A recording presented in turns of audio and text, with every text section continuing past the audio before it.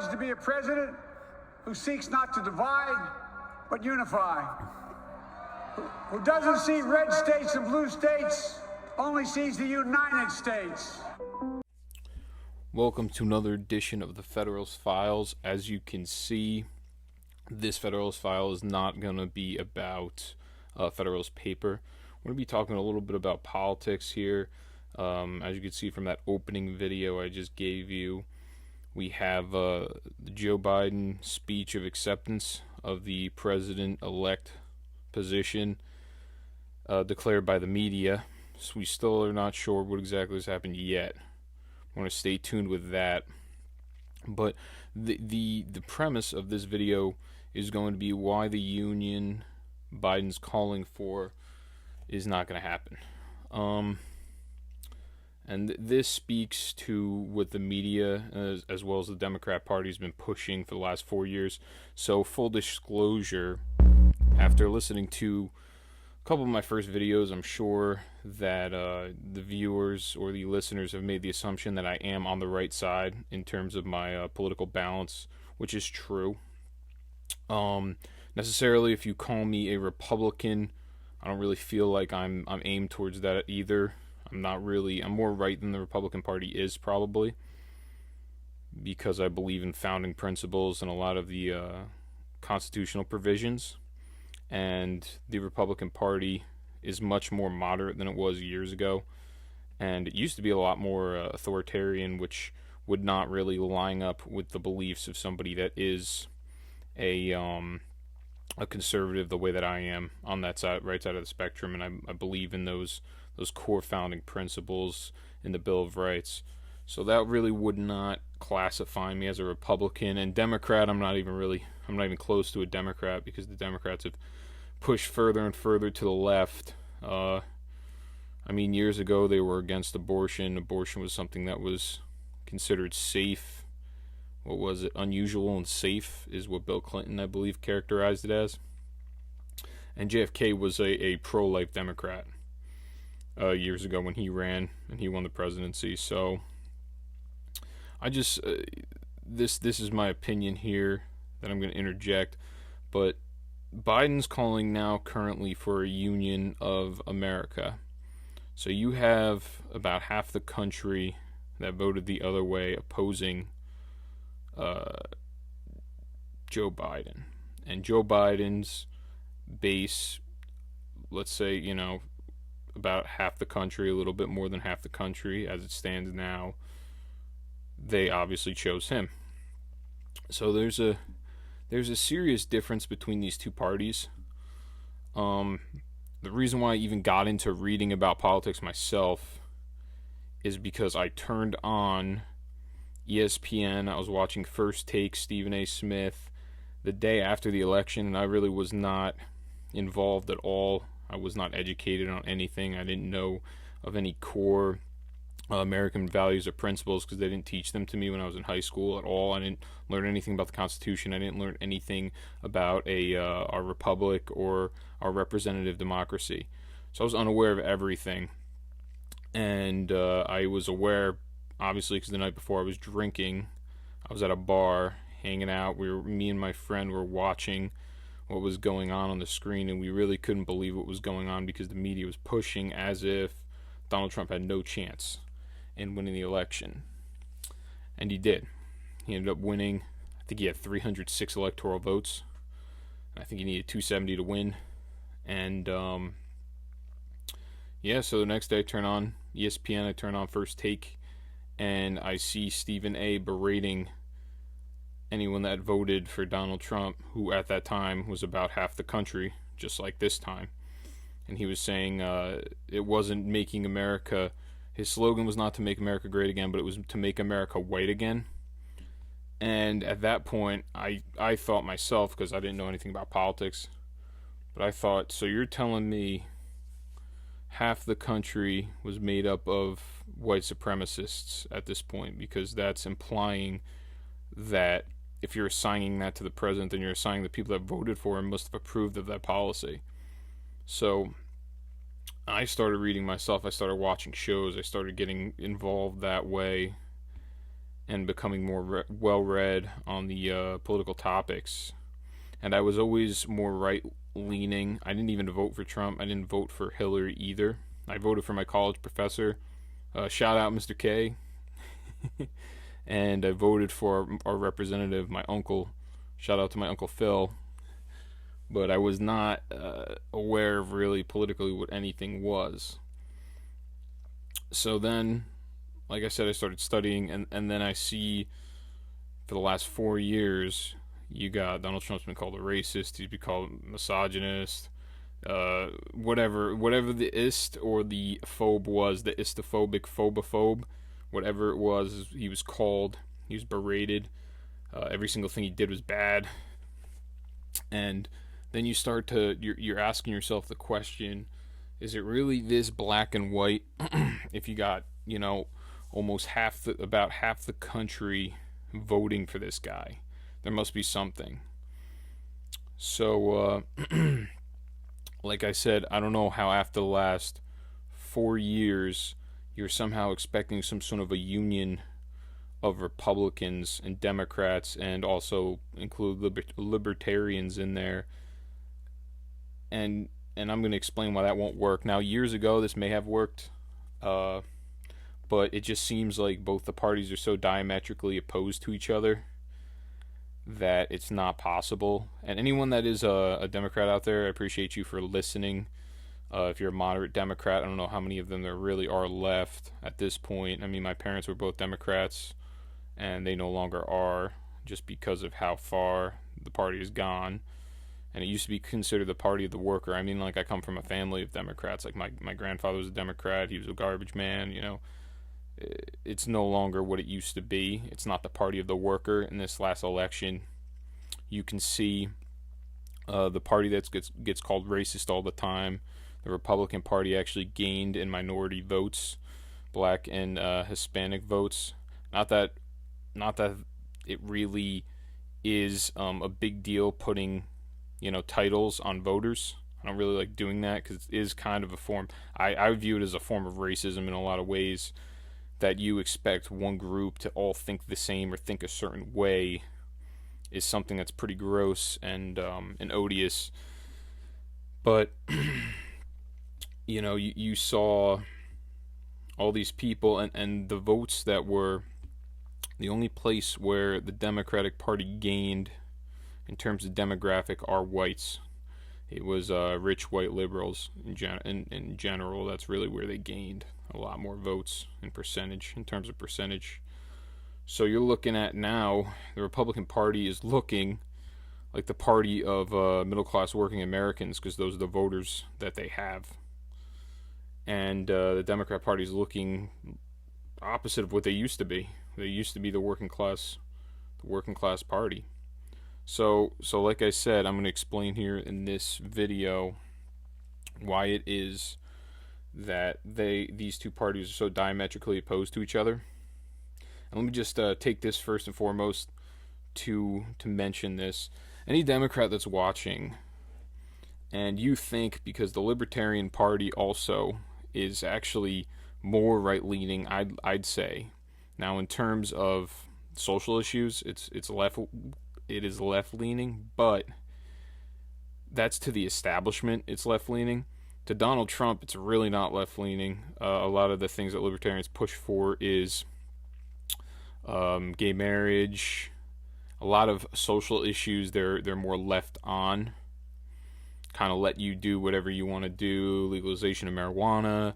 But in terms of gay marriage, President Donald Trump was the very first guy to run as president, accepting gay marriage and acceptance of it. And then once he won, and he got a really hard time over gay pride, he didn't want to put up the gay pride flag at our embassies. Instead, what he was doing at that time was he was going around the world trying to decriminalize homosexuality, which to me seems like much more of an important feat, to decriminalize it, especially in a lot of these Middle Eastern countries where they get thrown off of roofs for being gay. But that's me digressing. Now, to begin here, one of the leaders of the Democrat Party, and this is I'm going to use in this video, and then I might make another video later in the week about the media and some of these Democrats, what they're coming out talking about making lists, that they're going to make lists, which is something that's done in done by the Nazis, something that's done by authoritarian regimes to take out their opposers and shut down speech. But now, these current Democrats that are running, we have Senator Ron Wyden. He's a Democrat, Oregon. He's a leader. He's one of the leading Democrats. He's on the top of a lot of these different boards. He was actually, this all is relative because of my last couple of videos that I made about Section 230 of the Communications Decency Act, where they were shutting me down from, I wasn't allowed to advertise, things like that, of that nature, that people are worried about right now. People are getting censored on Twitter, on Facebook. The president's getting censored himself on Twitter. So I'm just going to read that again, that exact provision here. The provision appears in 230C2A, which offers immunity to providers from civil liability for any action taken in good faith to restrict or remove material that the provider or its users consider to be obscene, lewd, lascivious, filthy, excessively violent, harassing, or otherwise objectionable, whether or not such material is constitutionally protected, end quote. So that the issue, like I said last time, was the otherwise objectionable part. And then also, you know what, I didn't even notice this, whether or not such material is constitutionally protective, which is another issue in 230C. But he is actually one of the authors, this gentleman, Ron Wyden, and I'm going to play a clip here for you where he talks about what he thinks of the First Amendment.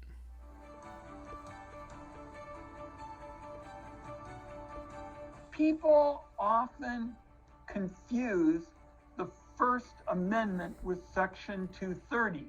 In other words, I'm very much opposed to all this hate speech and slime and misinformation that you see online. But what really enables it is not Section 230, it really is the First Amendment. The First Amendment basically says that like 98% of speech is protected. Section 230 actually provides an opportunity to get some of that slime and really horrendous stuff offline, because companies and individuals would have the tools to moderate the content. Now, as you notice, Mr. Wyden isn't too fond of the First Amendment. He characterizes it as slime. He seems to disdain it. He's not happy. He's happy with his bill that he wrote in because some of these big tech conglomerates can shut down free speech, things that he says hate speech. But this is what the issue is when you define hate speech. What is hate speech defined as? Who is defining it? It's not going to be the company that is restricting the speech. Considering freedom of speech is something that's endowed by your creator and it is written into the government form in a Bill of Rights, who's the one that's going to go ahead and try to restrict your freedom of speech? It's going to be the government. So this coming from a government official it raises some serious problems with just any citizen. It should. Any freedom-minded, freedom-loving citizen, such as a libertarian or a Republican, and which that's something I didn't finish before, and I'm going to continue that point actually. So if you are a Democrat and you are hateful and you disdain the Republican Party, you should also be disdaining and you should be hateful of libertarians as well, because they are very similar other than their social issues in terms of rights. First Amendment, Second Amendment, right to bear arms. They want low taxes. They want the least amount of government interference possible. They want a very limited government. And that's also economically. So they're looking for low taxes as well. And that's something that the Republican Party represents also. So, I mean, with the exception of Rand Paul and Ron Paul, Donald Trump's probably the most libertarian candidate that they've had come out of the Republican Party in a long time. Maybe Ted Cruz might be another one that you would consider more libertarian leaning, or a Mike Lee. But just so you know, and I'm not blaming the libertarian, because there's this big thing going on right now where Republicans are blaming the libertarians for voting for Joe Jorgensen instead of voting for Donald Trump. I don't blame them. That's their choice. They vote for whoever the heck they want to. I mean, it is what it is. But we're not going to go out here and act like the libertarians are further, on the Democrat side than they are the Republican. The libertarians are on the same. They're much closer to Republican leaning than Democrat leaning. I just want to get that out of the way, because I'm sure there's a couple of libertarian listeners, and they may get confused sometimes for Democrats, and I'm sure they probably don't like that. But I'm going to continue here. And yeah, as I was saying though, Mr. Wyden isn't too fond of our First Amendment, and that should be something that's very troubling to the regular viewer, or just any freedom-loving American that appreciates our founding and our Bill of Rights.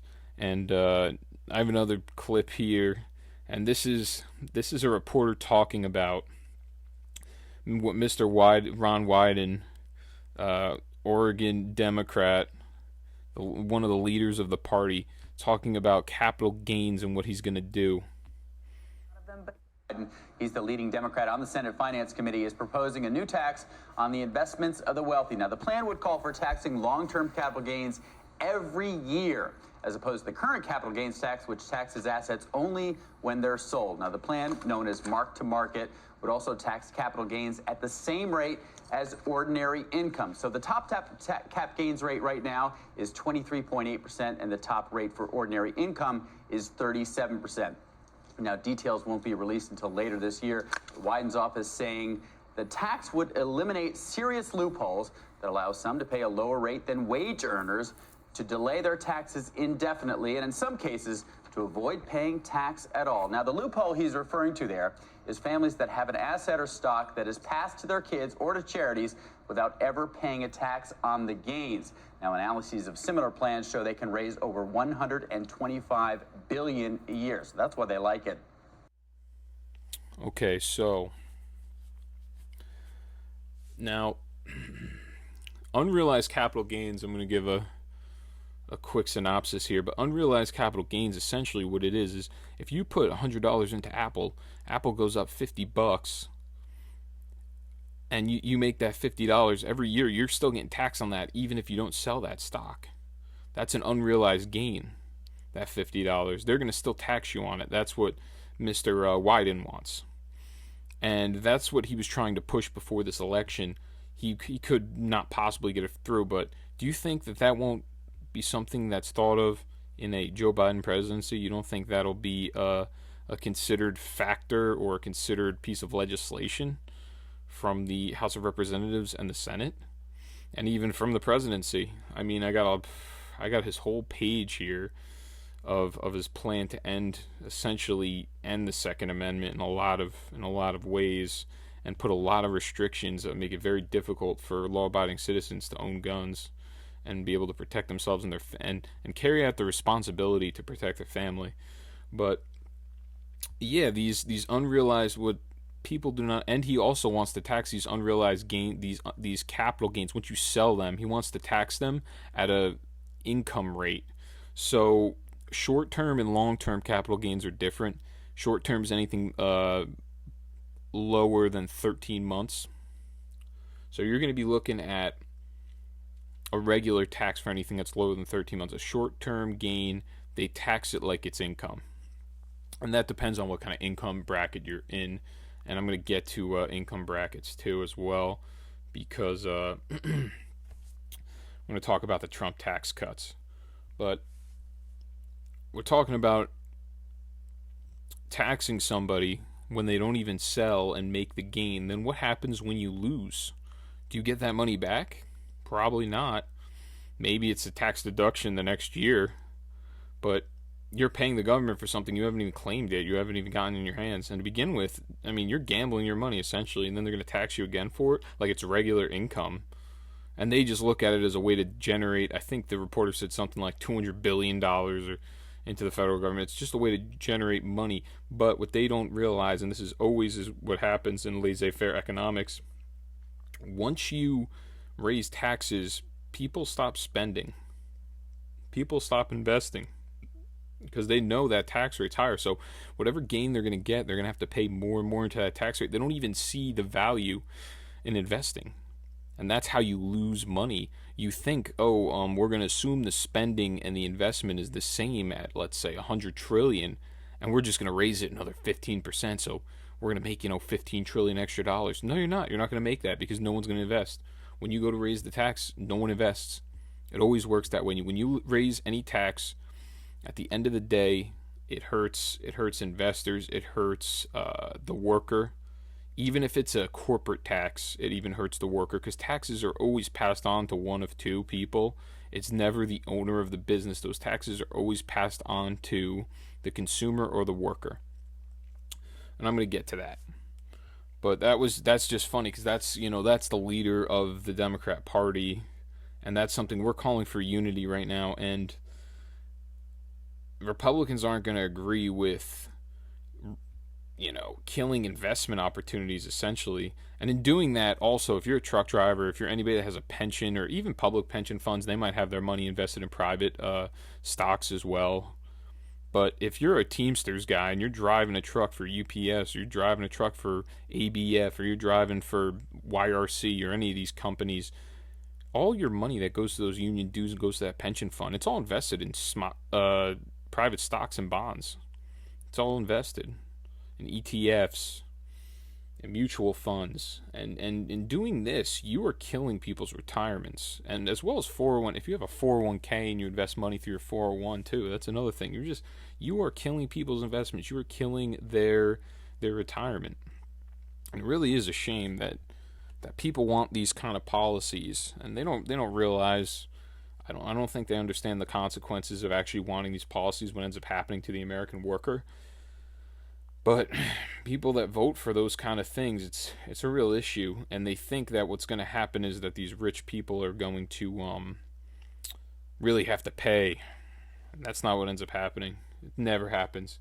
If you're rich, you're smart enough to hire the right lawyers, avoid the taxes any way you can. As they say, tax evasion is a federal crime, but tax avoidance is a national pastime. And that's been for a long time. Now, I'm going to get to Joe Biden here. So you got two things that for sure people aren't going to be agreeing on is this Section 230 garbage, where you can't put anything that is disagreeable through the guidelines of either the government or of this tech agency. Because if you're going to start restricting what you call what Mr. Wyden, it sounds like he wants to restrict, is what you call hate speech. Who's going to define that hate speech? If you leave that up to the government to define hate speech, it's going to be a serious problem. What you're going to have is whoever's in power at that time will define the hate speech as long as it depicts something that is against them and anything that is conducive to them. So they will restrict anything that will belittle them, or it will make their party platform less effective. So just dissenting opinions, essentially, instead of a free speech system, which, like I've mentioned before, you want that free speech system because that's the best way to have political discourse and find the best ideas. Okay, so now we know the Democrat Party. Some of these people that I don't even know if you want to call them on the fringe, because it seems like it's pretty mainstream right now. You got AOC. They have that, I think it's called the Lincoln Project, where they're compiling lists and stuff like that, and all that. I mean, I'm going to get to that in another video, because I haven't done my complete and utter thorough research with copious notes like I have here today. But he doesn't. Now you got a Democrat Party that does not really truly protect the First Amendment adamantly, and then you got Biden's plan for his gun control plan that he has. He wants to hold gun manufacturers accountable. Essentially, he wants to repeal any type of, I guess, lobbying efforts by these gun manufacturers, which does sound good. In theory, it does sound good. And they want to make another thing that the Democrat Party has been pushing is to make these gun manufacturers liable. Make them liable for every single person that is shot with one of their guns, which really isn't fair because it should be considered they should be considered immune in a way, a qualified immunity, because it is the Second Amendment, and they really aren't. That would be like suing an automaker because somebody hits you with their car and kills you, and your family goes and sues the automaker. So it really isn't fair at all because they're not liable for other people's personal actions. There's certain things here that don't look too bad. I mean, get weapons of war off our streets. It sounds good, and then when you go to read it, he's talking about an assault weapons ban, high-capacity magazines, and then you go, oh, what's a high-capacity magazine? And he's talking, I read a video, he's talking about 15 rounds in a magazine, but he's calling it a clip instead of a magazine. It's really called a magazine for any gun owners out there. They want to, like I said, they want to ban assault rifles. Now, assault rifle, there isn't actually anything called an assault rifle. That is just a term that was made up and depicted by the left.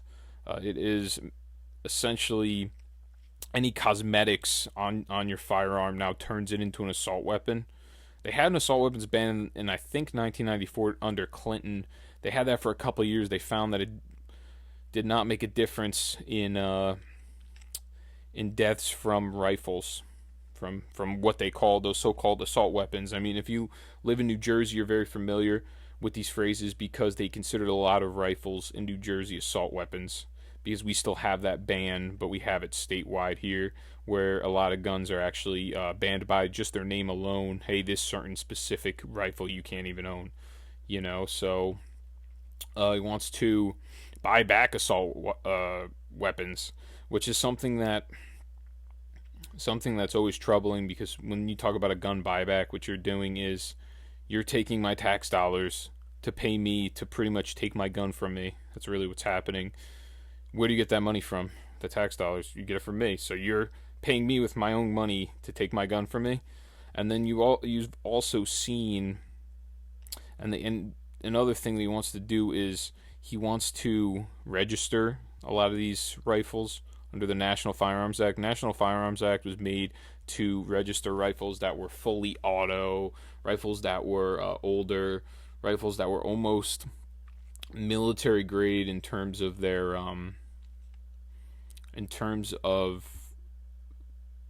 automatic capacity. It was not semi-auto, as in when you squeeze the trigger, it would go fully automatic. You'd be able to shoot multiple rounds. Whereas with everything that's legal now in New Jersey that's not under the National Firearms Act, every single time you squeeze the trigger, just one round comes out, and that's it. So if you want a gun that is fully auto, a lot of the time what you need to do is you need to go through the ATF. In New Jersey, it's pretty much impossible unless if you're a cop. But a lot of these other states, if you're an FFL dealer, if you're a federal firearms licensed firearm dealer, you can get one. If you're law enforcement, you can get one, federal or local. But it's not as easy to get one if you are just a regular citizen, law-abiding citizen. Let's see. There's so much here. Let me tell you. I mean, it's like 3 pages worth of just a lot of it straight garbage, straight up. Hate crime loophole. So anyone that he wants to legislate that anybody convicted of a misdemeanor hate crime cannot purchase or possess a firearm. So this is, like I said, this is the problem with a hate crime is there was an article I remember a couple years ago that came out in the Washington Post, and they were claiming that hate crimes have increased, so much percent because of white supremacy.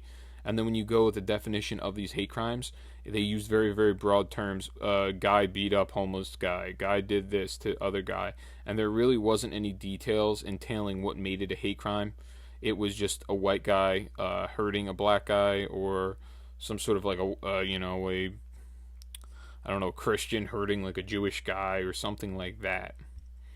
So just because it's I'm not a big fan of hate speech or hate crime, any type of legislation at all, because how are you going to tell somebody else what the intent of what they did? The only thing you can really convict somebody of, and you can vote them guilty of, is the action, not what what was going on in their head, what they were thinking about that other individual, because you have no idea. Somebody could have been, their anger could have derived from something totally different than just because of the color of someone's skin or what someone's nationality or religion is. So that's why I'm not a big fan of that. And then if you can classify, so then at that point, you can classify anything as a hate crime as long as the person that you're fighting, or whatever that crime is against, whatever you do, because it's also a misdemeanor hate crime. Misdemeanor hate crime, misdemeanors and felonies, misdemeanors, anything under 12 months, a sentence in prison. So we're not even talking about felony hate crimes. We're not talking about something that is above a year in prison. We're talking about things that are under 12 months in prison, whatever it is. And we're going to not allow those people to possess firearms. So you can really get in a fight in a Target. You can have a shoving match with somebody in a Target, and based on the fact that they look different than you, you can now be charged with a misdemeanor hate crime. Because that's what it seems like to me. And then once that happens, forget it. You can never purchase or possess a firearm, and you cannot protect your family. So that's a serious problem. I mean, there's so many here. And this is a big one that a lot of gun owners are not going to be happy about. And the online sale of firearms and ammunition. To begin with, there is no sale of firearms online. That's a federal statute. It is not true. I don't know where they're getting that from. Now, there's certain parts that you can buy online, suppressors. You can buy magazines. You can buy stocks. I think the only thing you can't buy is the upper part. The part that brings the round into the chamber is the part that you cannot buy online. You actually have to go to an FFL dealer to retrieve. Ammunition, people definitely aren't going to be happy about that, because you know how convenient it is to go on, Cheaper Than Dirt or AmmunitionDepot.com or what's the other one? LuckyGunner.com, and just buy ammunition on wholesale. And you get a bunch of it. You get free shipping after you buy so much. And then you can just, leave it. You don't have to, every single time you go to the gun range, or every single time you go to Dick's Sporting Goods, you don't have to buy, 100 rounds of this, 100 rounds of that. So it's always very convenient. That's something that people will not be happy about. And let's see. I mean, there's so many here. Get weapons of war off our streets. Like I said, the ban of manufacture high-capacity mags. And yeah, what is considered a high-capacity magazine? Anything in New Jersey, it's anything that's over 10. So if you live in New Jersey, and this is another way that gun control works. If you live in New Jersey and you go buy any gun, there's going to be an extra price on it, especially if it's a rifle, because they have to pin the stock, because the stock can't be modifiable. You can't move the stock. You can't condense it, make it smaller. Another thing that they're going to have to do is they're going to have to put a pin on the magazine as well. And in doing that, that's all extra cost. So if you go and you want a specific gun and you order it online, and that gun only comes with a magazine for, I know friends this has happened to, and the magazine only goes to 20 rounds. So you can't even own that magazine. As soon as the FFL dealer gets it, he says, I can block it for you, or I can put a pin in it. It's the same term, really. It's the same thing happens. Is you can only put up to 10 rounds in that magazine now. And then that also will cause, in certain scenarios, that'll cause firing mishaps and firing issues. So it actually is a safety problem sometimes doing that, putting pins and putting blocks in it, because it won't feed as properly as it would organically.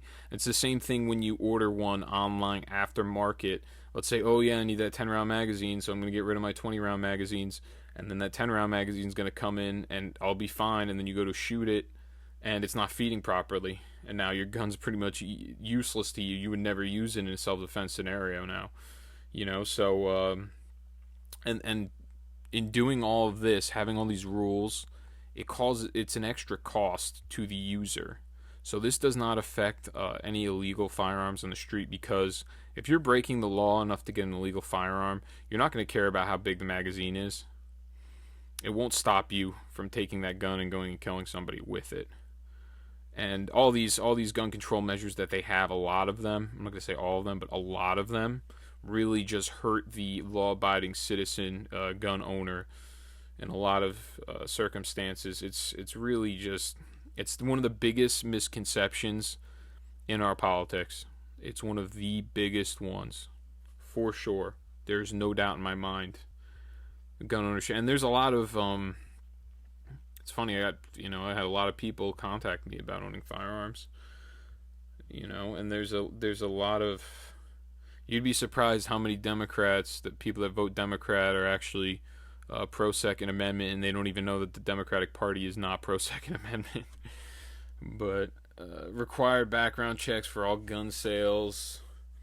And I think this is the exact one. They want, in doing this, requiring a background check for all gun sales, you would need a federal registry, and that's why a lot of conservatives are against this. And this was the point that I was making before. I personally don't really fall on that side of the Republican Party, because the Republican Party is actually a fan of a lot of this legislation, which I'm not. The Libertarians, I'm sure, are not either, so they're actually probably more pro-gun than the Democrat than the Republican Party is, which is, keep that in mind, all you Democrats out there that think the Libertarians are kind of, I don't know if you think they're part of like your crew or what have you, but they're definitely not any type of gun restrictions. I'll tell you that much. The boyfriend loophole. There's so much stuff here. Reinstate. Keep guns out of the hands of certain people. Manage their affairs. Mental reasons. Okay. But that's pretty much it. I mean, there's just a task force he wants to establish. I remember he was talking about Beto O'Rourke being his gun czar. That was like the biggest joke in the world. I'm going to take your AR-15s. Oh, this one's huge right here. Oh man, this one's good. I remember reading this one. Put America on the path to ensure that 100% of firearms sold in America are smart guns. So smart gun manufacturing is, you essentially have to use a biometric, like a fingerprint, to be able to use that gun, and it has to match your fingerprint. So this eliminates the entire point of having a firearm in your house for self-defense, because if your wife is home alone with your child, and let's say you're at work or you're out with your friends or something of that nature, now somebody breaks into the house, she can no longer use the firearm because the biometric only is compatible with you, and no longer, and it is not compatible with her fingerprint. Because what they want here in this scenario, and I think Governor Murphy in New Jersey tried to make it so every single firearm dealer in New Jersey had to have at least one of these smart guns. They think these smart guns are going to catch on, because what they think is, their thought process is, oh, well, if somebody goes and they steal that gun, then they can never use it. A lot of the time, these guns aren't being stolen. They're being bought, and then they're being illegally brought over state lines, or they're being just obtained in a completely and utterly illegal manner. A lot of these times, a lot of these crimes that are committed, and a lot of them are not rifles. I think I'm pretty sure this is true, but more people every year die from blunt force trauma than they die from an assault rifle, or what they call an assault rifle, but from a rifle. And that's definitely that's definitely a true statement. I think it's something like 98% or 97% of all fatalities by gun are from a handgun. So then when they get rid of those rifles, when they eventually do, because that's what they're pushing for, who's to say the next statistic that comes up is, oh, well, look how many people die from handguns, we're going to get rid of those next, because that will be the next step for sure. Now, store their weapons, force people to safely store their weapons, prioritize prosecution, if law enforcement potential fails a background check, require ghost guns. There was one here that was really epic. I remember seeing it and I was like, oof. Federal epidemic suicides. Yeah, that's another thing, is you got around 40,000 deaths every single year from firearms, which is, one death is too many, but about 2/3 of those deaths are just from suicides.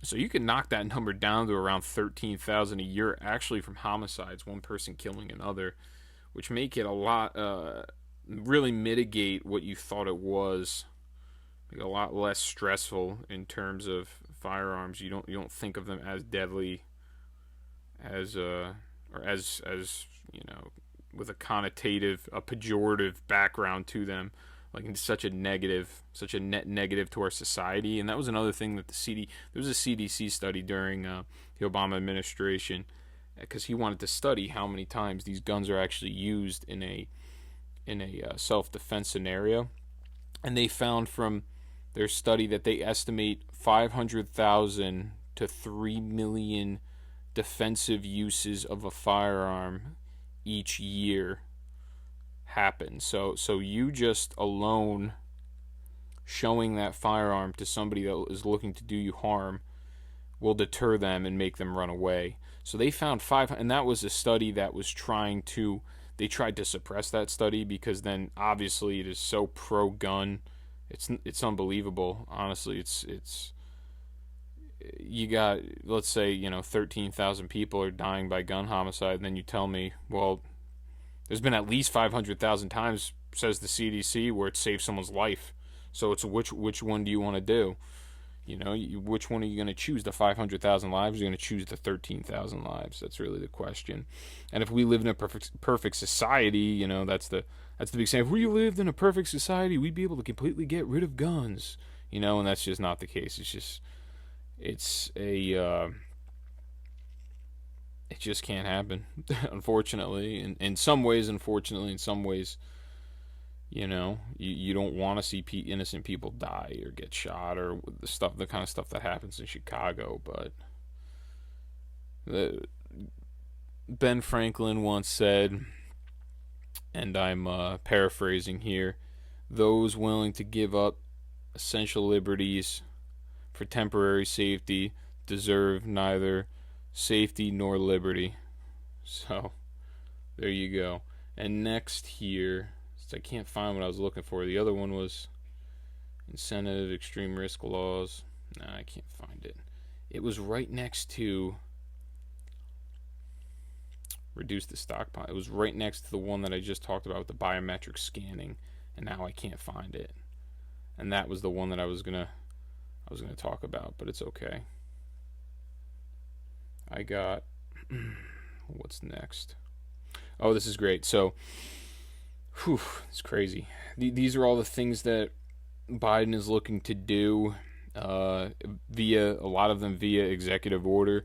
Mask mandate, which there is nothing in the Constitution that gives the president or the executive magistrate the power to pass any type of executive order without going through Congress, requiring you to wear a piece of cloth over your face. So that's one thing. He wants to enter back into the World Health Organization, which Trump backed out of during this whole COVID crisis, because they were supporting China in a lot of ways, because China gave a lot of money to the WHO as well as we did. And Paris Climate Agreement's another one that he wants to get back into after Trump pulled out of it. 'Cause Paris Climate Agreement, no one was abiding by the rules or the standards except for America. And we were giving so much money, and no one else was giving the same amount of money as we were. A lot of these things that you'll notice, this is another huge difference between the Democrat Party and the Republican Party right now under Trump, because the old establishment Republicans, were much closer to what the Democrat Party used to be, but now it's with Trump. If you look at Trump at the reins, and it continues this way, where he is the almost the sole leader of the Republican Party, it's going to be much more conservative. It's going to be much more isolationist. And you'll notice a lot of these things that Joe Biden wants to do, it is global. Yet he believes in a globalism-like structure. Even if you look at his speech that he gave, he talks about how he wants to make the world stage for America and make America help the whole world. And that's his theme. The Democrat Party likes the idea of globalism. A lot of the things they did with the Iran deal, where they shipped over money to Iran. There's just a lot of things. They shipped their jobs over to China. There's a lot of things going on that are very globalist in the Democrat Party currently. And now the Republican Party under Trump is so pro-America all the time. He wants to bring the jobs back to America. So that's another big difference between the two parties that I didn't allude to before. but now I'm going to. And another one, he wants to get rid of that Muslim ban. That's what it's called by the media, the famous Muslim ban, which is a common misconception.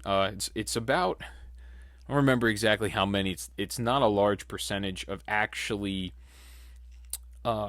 Islamic countries as their state religion. There's about 57 countries in the world where Islam is the state religion, and a majority of them are not banned. Out of these 57, I want to say it's something like 12 or 13 of them are banned. And the reason they're banned is more for national security reasons. It is because those states are known for harboring Islamic terrorists, and they're worried about those attacks from abroad, and that's the reasoning that Donald Trump did it. Now, another one is, and the very last one here,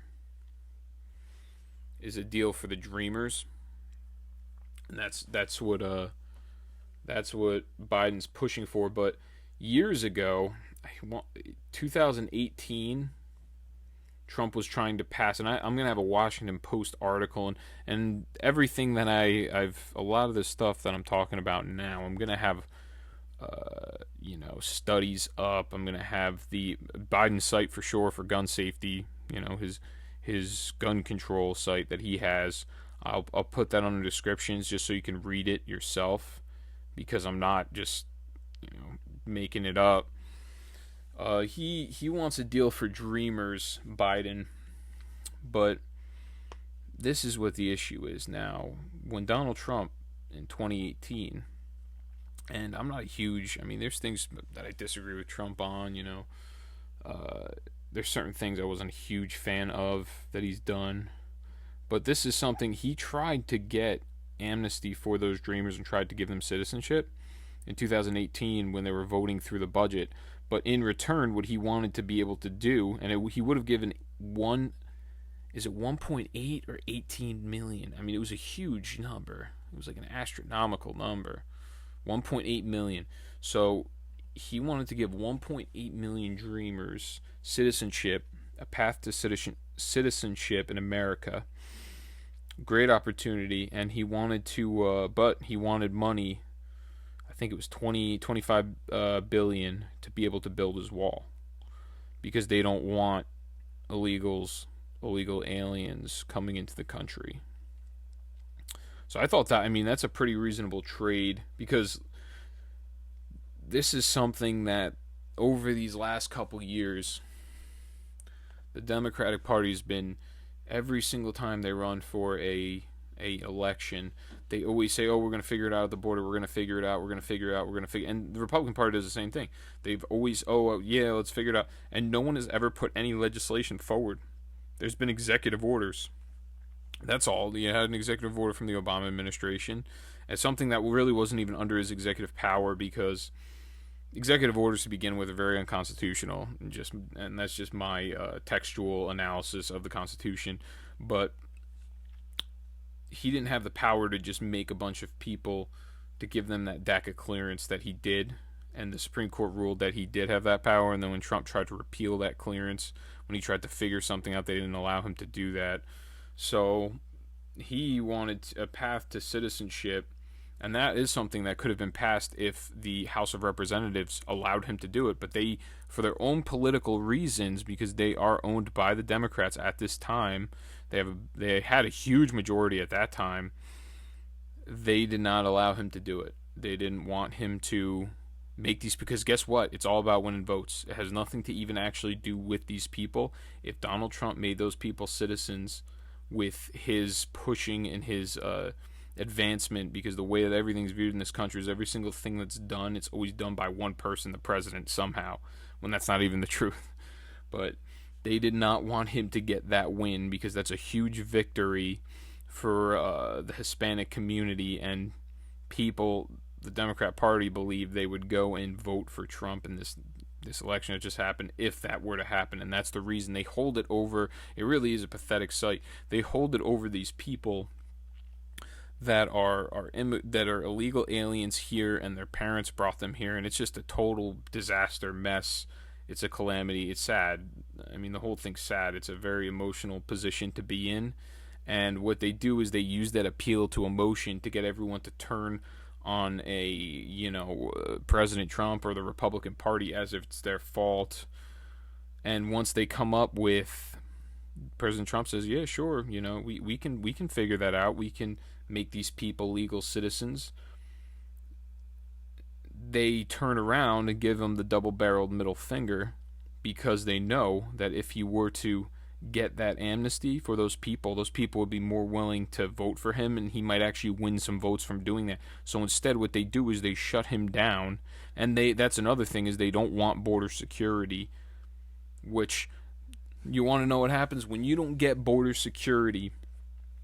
You know who that helps the most? That helps the richest of the rich the most, because they drive the labor cost down to the floor, having a bunch of unskilled labor workers in the force that aren't on the books, because you don't have to pay them the same tax rates, you don't have to report them as employees, so you're not paying health benefits, you're not paying any. So in doing that, it actually drives wages down for communities that work in that unskilled labor, in that lower wage community. You end up driving your own wages down by allowing that to happen.